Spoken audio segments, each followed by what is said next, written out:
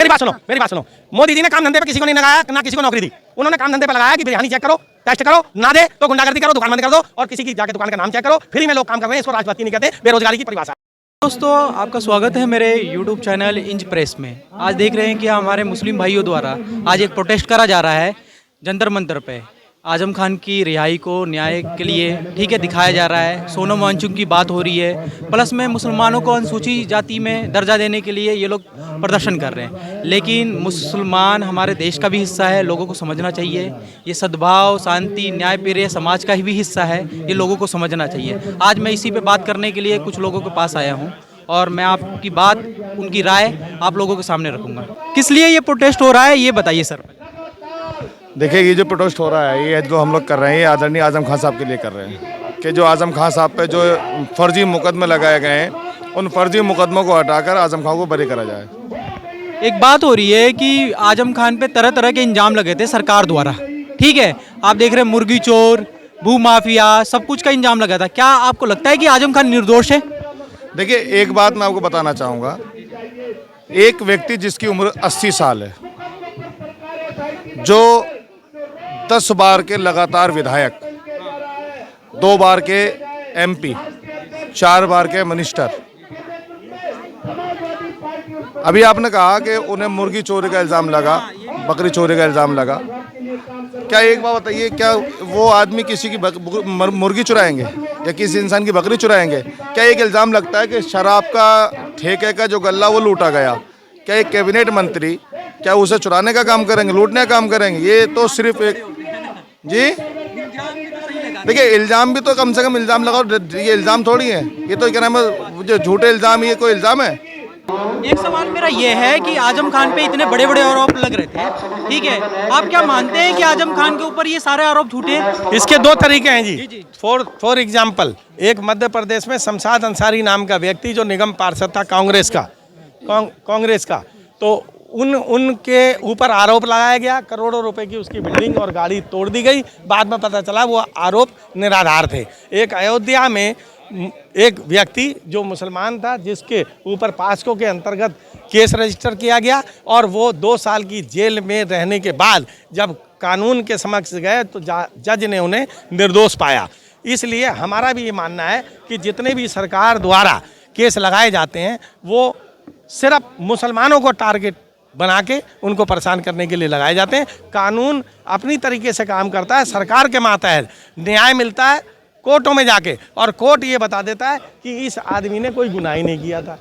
तो इस मामले में हमारा ये दृष्टिकोण है कि आजम खान साहब बेगुनाह जेल में बंद हैं। अगर जेल उन पे गुनाह कोई साबित होता है तो काफ़ी सारे मुकदमों में वो बरी भी होते जा रहे हैं। तो 350 सबसे बड़ा सवाल है कि आजम खान पे जितने भी आरोप लगे हैं वो तो साबित हुए ना सर? नहीं, गलत करें आप, आपको पूरी मालूमात नहीं है। अच्छा, मान लीजिए कि साबित नहीं हुए। हाँ, अगर साबित हुए हैं तो उसमें एक मामला है आधार कार्ड वाला, वो पैन कार्ड वाला। अच्छा। तो पैन कार्ड वाले मामले में जो मामला है उसमें ये पता चलता है कि उनके परिवार का कुछ और कहना है और कानून किसी और रूप से ले रहा है। उन्होंने अपनी सफाई दे दी है, सजा उन्हें 8 साल की हो गई है। तो सजा होने के बाद भी एक बाबा आसाराम 14 तारीख को फरवरी में यहाँ प्रोग्राम कर रहा है और उन्हें जमानत क्यों नहीं मिल रही? बात तो ये है ना। इसलिए मतलब सरकारों के अधीन 5 साल से जेलों में बंद है, 6 साल से बंद है। NRC CA का जो जिन्होंने विरोध किया था, सरकार का विरोध किया था या कानून का विरोध किया था, कोई भी मामला रहा हो, तो पता ये चला कि उनको या तो जमानतें नहीं हो रही हैं, जमानत हो जाती है तो पता ये चलता है। मैं उसकी नहीं कर रहा, मैं उसकी भी बात कर रहा हूँ, उमर खालिद की। मैं उसकी भी बात कर रहा हूँ जो अभी जेल में बंद है, खालिद सैफी। मैं शादाब अतर खान की भी बात कर रहा हूँ। और जो 5 छूटे हैं उनमें एक महिला है, उनको इन शर्त पे छोड़ा गया है कि 1 हफ्ते में 2 बार 35 किलोमीटर दूर घर से उन्हें हाजिरी लगाने जाना पड़ता है। बड़ा सवाल है सर, मेरा सीधे सवाल है। सरजील इमाम, उमर खालिद, ठीक है, और सदाब की आपने बात करी है, क्या उन्होंने नारे नहीं लगाए थे देश विरोधी? देखो जी, उसका तो वीडियो है बाकायदा। मेरी बात सुनो। हाँ, सरजील इमाम को मैं नहीं जानता हूँ। हाँ, बिल्कुल ना मिला हूँ। उमर खालिद को खूब जानता हूँ। 13 अगस्त 2018 कॉन्स्टिट्यूशन क्लब में जब 2 गौ रक्षकों ने उसे गोली मारी थी खौफ से आज़ादी वाले प्रोग्राम में, उसकी जान बचाई मैंने। मैंने जान बचाई थी, मैं उसको जानता हूँ। मेरे धरना प्रदर्शन में वो शामिल रहा है। वो तबरेज की बात, अखलाक की बात, नजीब अहमद अंसारी जो जेएनयू से गायब छात्र है, जिसकी क्लोजर रिपोर्ट दिल्ली पुलिस ने लगा दी, केस को बंद कर दिया, वो मेरे साथ में साना बासाना खड़ा हुआ था। ये सब बात आपकी ठीक है, लेकिन प्रेसिडेंट कन्हैया कुमार थे, ठीक है, उस समय जेएनयू के, और उमर खालिद भी थे उसमें। प्रेसिडेंट कन्हैया ने भी कहा कि ये सब मामला झूठा है, लेकिन एक वीडियो आती है सबके सामने, उसमें सरजील का नहीं, उमर खालिद का सफाई रोल दिख रहा है कि वो नारे लगा रहा है।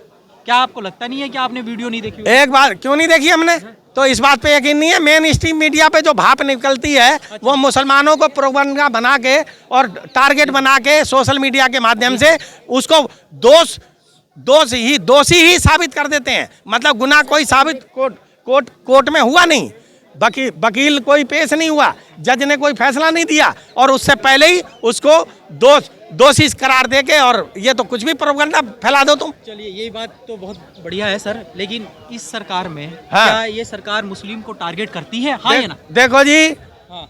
अच्छे दिन की परिभाषा मुसलमानों के समझ में नहीं आ रही है।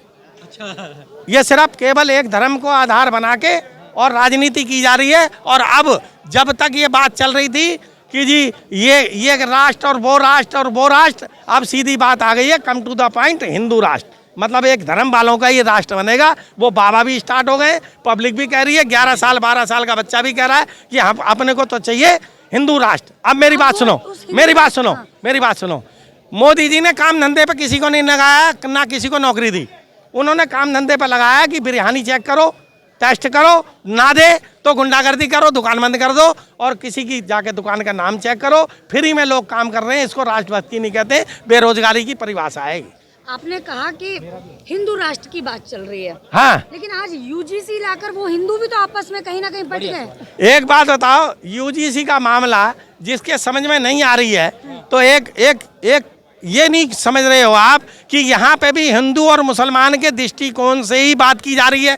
जो रोहित बोमिला व्यक्ति, जिसने प्रताड़ित होकर अपनी जान को खो दिया, जो दुनिया का सबसे बुरा काम है, और उसको ये करना नहीं चाहिए था। फांसी या हैंगिंग या फांसी लगाना, डूब के मरना, अपनी जान को स्वयं मार लेना, ये भी एक पाप में आता है। मगर वो परेशान था, उस हिंदू होने के नाते, दलित होने के नाते उसके कमेटी बनाई गई, उस सुप्रीम कोर्ट ने नोटिस किया, उसके बाद सरकार इस चीज़ पे वादित हो गई कि रोहित एक्ट होना चाहिए। तो फिर नजीब अहमद अंसारी का मामला क्यों नहीं आ रहा सामने, जो जेएनयू का छात्र था, और उसके बाद आज तक वो गायब हो गया, और कोई एक्ट क्यों नहीं बना? यहाँ पे भी हिंदू मुसलमान है, और जिस दलितों के लिए उसने अपने प्राणों की आहुति दी है, जिसकी माँ को दर्द ये समझ में आया, मैं वो यहाँ आती थी, उनकी भाषा मेरी भाषा मुख्तलिफ है, मगर फिर भी मैं उनके पहलू पे खड़ा रहा। एक सवाल मेरा ये है कि एक पॉइंट था इसमें कि मुसलमानों को अनुसूचित जाति में शामिल करना चाहिए, आप मानते हैं? ये 3 तरह के लोग हैं जो बीजेपी के लिए काम करते हैं, आरएसएस के। एक तो है मुस्लिम राष्ट्रीय मंच, दूसरा है दलित मुस्लिम पसमंदा समाज, और तीसरे हैं एक्स मुस्लिम दलित मुस्लिम। अरे क्यों नहीं कहूँगा, मैं अनीस अहमद अंसारी हूँ। मैं उससे नहीं आता हूँ क्या? तो ये जो 12 साल से झुंझुना बजा रहे हैं, तो ये सरकार के खरीदे हुए गुलाम हैं, जो दलित मुस्लिम पसमंदा की बात करते करते अपनी दुकान खोल के और सरकार के पहलू में पहुंच जाते हैं, और पसमंदा को नहीं मिलता है कुछ भी। और बोलो। एक सवाल मेरा ये है, जमीनी स्तर पे आप देखिए आज मुस्लिम की स्थिति, ठीक है, लगाया जा रहा है कि कई उन पे इल्ज़ाम लगते हैं, कई मुस्लिम का मॉब लिंचिंग भी होता है ना? इल्ज़ाम नहीं लगते हैं, मुसलमानों के साथ में जो व्यवहार किया जा रहा है, और मुसलमानों की ये मंडल आयोग की रिपोर्ट बताती है कि दलित से बदतर मुसलमानों की स्थिति है। तो ये अच्छे दिन की परिभाषा कहाँ गई? 15 साल उसने राज किया, 70 साल 65 साल उसने किया, तुमने क्या किया? तुमने मुसलमानों की का फायदा तो लिया। जब वक्फ बोर्ड के बिल की समर्थन की बात आई और संशोधन की बात आई, तो दलित मुस्लिम पसमंदा तुम्हारे साथ में खड़े हो गए और तुम्हारे समर्थन में आ गए, वो जो तुम्हारे लिए काम करते थे। मगर दलित मुस्लिम पसमंदाओं के दिन कहाँ अच्छे आए, ये तो दलालों के आए। एक मेरा सवाल है, जैसे कि हिंदुओं में दिखता है कि दलित है, धोबी पासी है ना, ये सब है ना, ठीक है, हाँ। लेकिन मुस्लिम समाज में भी है, ऐसा है क्या? कलम के आधार पे अगर पहचानोगे तो अंसारी नंबर 1 है। अच्छा। जो IAS है, IPS है, और क्या नाम है IFS है या उद्योगपति है, मगर जब आप कर्म के आधार पे देखेंगे कि इसी जाति का पठान भी हो, शेख हो, सैयद हो, मुगल हो, तुर्क हो, वो भी बेचारा टुक टुक चलाता है और मजदूरी करके ज़िंदगी जीता है। तो कर्म के आधार पे अगर जरूरत आन पड़े तो गरीबी से ऊपर उठाओ, हिंदू मुसलमान सिख ईसाई कुछ मत देखो। एक सवाल है मेरा कि क्या ये रिसेंटली जो सरकार है बीजेपी की सरकार, वो जाति और धर्म के ऊपर ही अपना वोट बैंक बना के काम कर रही है? फिर वही बात कर रहे हो, धर्म के आधार पे तो बीजेपी सत्ता में आई है। मैं आपसे सवाल पूछता तो क्या भाई- ईवीएम का कोई रोल नहीं है? हूँ। यस। नहीं, मैं तो धर्म के आधार की बात कर रहा हूँ। बाबरी मस्जिद टारगेट थी, राम मंदिर बन चुका, और वहीं वो से भी हार गई। वो भी नारा है कि बाबरी मस्जिद झांकी है, काशी मथुरा बाकी है। अब ये मामला चला नहीं तो अब जाति पे आ गए। UGC में दलित का वोट ये लेना चाहते हैं और इनको पता ही नहीं है कि मायावती के वोट बीजेपी को ट्रांसफर हो गए, सपा के वोट लोकसभा में ट्रांसफर हो गए। तो ये मुसलमान तो केवल मोहरा है, कभी मायावती को बुलंदी पे चढ़ा देता है, चंद्रशेखर को चढ़ा देता है।